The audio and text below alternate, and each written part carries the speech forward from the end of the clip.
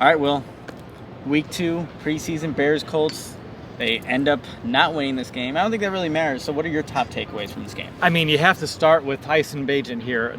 He finished 9 of 10, 76 yards, orchestrated that 17-play, 92-yard scoring drive.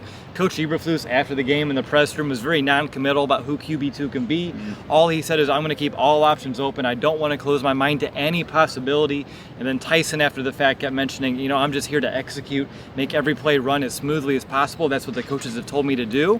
And I will say, he was asked to recall what happened on that rushing score that he had, and his recall of that play, what he saw from the defense, what he saw from his own team, the offensive line up front, was to a T. So I kind of felt like some photographic memory from him, but I was just very impressed by his poise up there at the podium, talking about that play, and really just my biggest takeaway is I think the Bears have an unexpected QB2 here. Well, that's interesting that you say that, the poise on the podium, but you saw the poise on the field. You don't orchestrate a 17-play drive, 92 yards, and get a touchdown if you don't have that poise and command in the huddle. And I actually asked Doris Fountain about that, and he said he really grew up in that moment on that drive. So it was really good to see from Tyson Bagent, and honestly, it just looked a lot more fluid when he was out there, other than when PJ Walker was out there. But another player that really took advantage of the opportunity tonight, I thought, was Zach Pickens.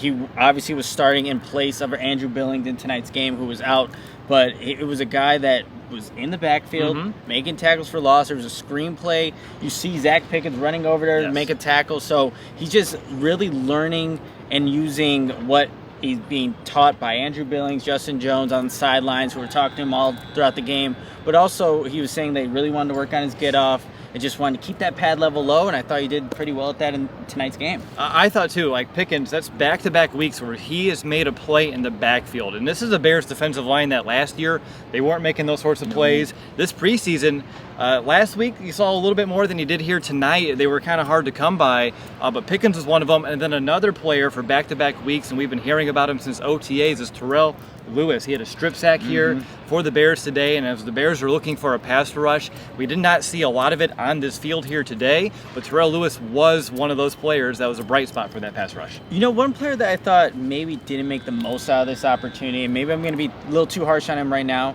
Tyrique Stevenson.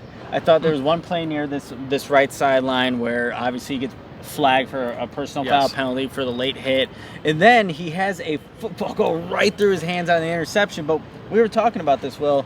He's been in position to make these plays. He just hasn't finished them yet. So it'll be nice to see when Tyrique Stevenson, is able to finish these good plays after being, putting himself in a really good position initially. And I got to talk to him at his locker too, and he just mentioned, I just got to get my hands together when I put my hands up. They were too far, spread apart, and Eberflus echoed the same exact sentiments in his post-game presser about Tyrique, saying he just has, when you put your hands up, they need to be together. So for Tyrique, A+ positioning, not so great on the execution, but as you can tell, if the kid's in a spot, I feel like once we get to this regular season, he's going to be a ball hawk. Yeah, he's going to be a ball hawk. Speaking of another player that when he got on the field, you can just feel his presence, Roschon Johnson. Always. It's just, he brings a physicality. He knows how to run people over.